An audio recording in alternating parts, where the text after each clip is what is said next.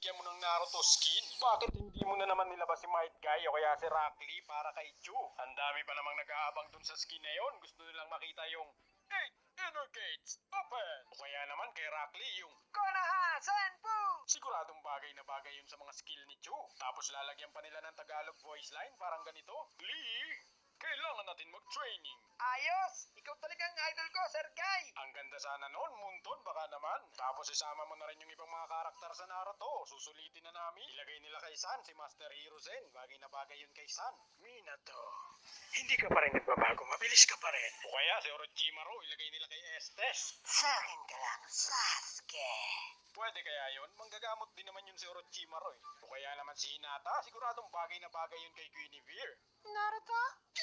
Sir Guy, grabe talaga tong si Itachi Uchiha ngayon. Halos hindi mabawasan yung buhay. Bumabalik-balik lang. Ang sakit nung skill niya. Pati yung basic attack niya. Kompleto talaga. Hindi ko rin alam kung sinong ginagaya ko dito. Si Rock Lee ba o si Naruto? Rasengan! Kayo nang bahalang humusga kung sino kaboses ko dito. Parang kaboses ko rin si Doraemon. Tapos si Nobita. Tingnan niyo dito si Itachi. Pinalibutan ng tatlo. Mukhang wala na siyang kawala. Matutuluyan na ba siya? Pero bumalik yung buhay. Napaka-astig. Tapos sinapol niya pa rin dito yung mga kalaban. Walang patawad. Grabe naman yan. Naku, mahirap yan. Huwag kang titingin sa mata ni Itachi. Gagamitin niya yung Mangekyo Sharingan. Grabe ka talaga, Itachi. Pinapasok mo pa sa tore yung mga kalaban. Kahit ilan pa sila, parang wala siyang pakialam. Hoy, Itachi, anong ginagawa mo? Huwag mo nang habulin yan. Tingnan niyo yung face niyo. Merong kalaban.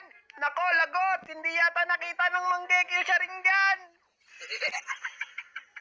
Ginamit ko dito si Minato, tapos nakilala ako ng mga kalaro ko. Ang akala nila si Leto Zawa ko. Ang hindi nila alam, si Leto Wawa lang ito. Kaya yung natatago kong galing kay Goshen, pinakita ko na. 1 second combo para hindi malata na slow hand yung aking paa. Ang ganda pala nitong Minato skin na to, nakakapasan talaga. Kapag ito yung gamit mo, bibilis talaga yung daliri mo kahit Angela user ka. Pag may nakikita nga akong kalaban sa mapa, hindi na nakakagalaw sa sobrang bilis ng combo ko. Pati nga yung Estes, hindi na nakapag-heal sa sobrang bilis ng pasok ko. Sa Naruto, si Minato talaga yung pinakamabilis na ninja. Kaya nga ang tawag sa kanya, dilaw na kidlat ng Konoha. Kaya dapat mabilis ka din mag-combo kay Goshen para sulit na sulit mo yung skin kagaya nito. Tapos pag wala ka ng skill, dapat ka nang tumakbo. Grabe nga yung YSS dito, inuubos yung kakampi ko. Tapos wala pa akong ultimate dito, kaya hindi ako makakombo. Naka-double kill nga siya dito, tapos naka-triple kill pa. Gusto pa nga niya ng main niya, kaso pinikilan ko siya. Buhat na buhat ko talaga yung mga kampi ko dito sa sobrang bilis ng galawan. Kaya naman victory! Yung kalaban. XP na naman! Palagan! Ang kalaban natin dito mga Lodi Pops, yung lalaking mahilig mag-lotion. Si Gusyon! Kapag kalaban nyo ang isang Gusyon, ibig sabihin hindi nyo yan kakampi. Eto nga pala ang build at emblem na gamit ko dito. Tumba ang isang Gusyon. Biyaya! Grabe. Ginamit ko nga dito si Julian, bigla tuloy akong sinaniban ni Stefan. Ang lupit mo din talaga kaibigan, ang sakit mo sa lalamunan. Sinubukan ko nga dito kung kaya ko yung tower dive ni Stefan. Kaso mukhang hindi yata tumatama yung mga skill ko kay naman. Pero grabe, ang sakit talaga ni Julian kahit dalawa yung kalaban. Magic! Ang ganda pa naman ng effects nitong Itachi Uchiha na skill. Ang sarap gamitin, parang bigla ka na lang magiging Julian main. Tingnan nyo naman ang sarap pang outplay, para ka talagang ninja. Diba? Eto na naman mga kaibigan, Itachi Uchiha, pinasok na yung apat, nag-first skill, nag-third skill, sabay basic attack. Sinumahan pa ng second skill to now ng napakasarap. Maniac ng walang kahirap-hirap. Victory! Baby! Namiss daw nila si Chu, kaya naman gagamitin ulit natin si Chu. Si Hayabusa nakatikim agad ng tadyak pang kalawakan combo. Bibigyan ko nga sana dito si Alice, kaso naman may biglang nakialam.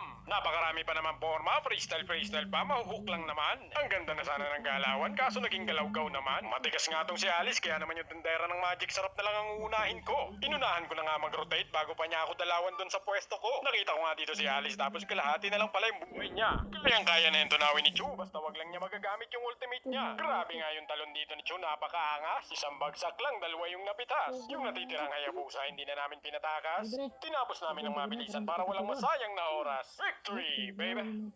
Tigkakagulo na nga sila dito sa turtle, kaya naman nilabas na ang itim na dragon. Hinihintay ko nga mag-ultimate si Julian, sabay sigaw ng huli kabalbon. Kaso naman medyo napaga yata yung aking talon. Nakatakas tuloy, hinarangan pa ako dito ni Kufra, kaya naman si Phobius yung tuluyang nabaon. Napakakulit nga nito ni Phobius, magkakat lang naman ako ng minions, pero laging nakikialam. Tapos pag pinapalagan ko, puro tower hat naman. Gigil na nga yung dragon ko sa kanya, parang gusto na siyang kagatin. Kaya naman inabol-abol ko pa rin kahit saan man kami makarating. Nagpaikot-ikot na nga ako sa tower niya, sa kakatago niya sa aking dragon. Tapos lumalim siya bigla dito kaya naman nakakita ako ng pagkakataon. Nagulat nga siya dito, akala niya hindi ko na siya susundan. Kanina ka ba kaya yung itim kong dragon? Kailangan mong matikman. Dito si Phobius mukhang may pinagtitripan na naman siya. Medyo nahuli ako ng dating kaya naman si Joey tuluyang tumumba. Kaya sa huli kaming dalawa na naman ang nagharap. Wala kang dash, wala ring pantakas. Babalik at babalik lang ang buhay ni Yuzo bago mo mapabagsak. At doon nagtatapos ang end.